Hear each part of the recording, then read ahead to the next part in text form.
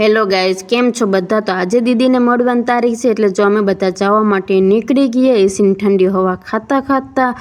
હજી જૂનાગઢ આવવામાં થોડુંક બાકી હતું, ત્યાં તો જો વરસાદનું આપણે વચમાં ઝાપટી નડ્યું છે અને અમારે જવું તો જૂનાગઢ હોસ્ટેલ એટલે કે નજીકેતામાં, કેમ કે દીદીને આપણે નવોદયના ક્લાસ કરવા માટે ગઈ છે ને એટલે જ અમે બધા ફાઇનલી આપણે દીદીની હોસ્ટેલે પહોંચી ગયા છે. પણ ત્યાં આપણે આખો દિવસ નથી રહેવાનું, કેમ કે આપણે નણંદબાઈ જૂનાગઢ રહે છે તો તેના ઘરે જ આપણે આખો દિવસ રહેવાનું છે.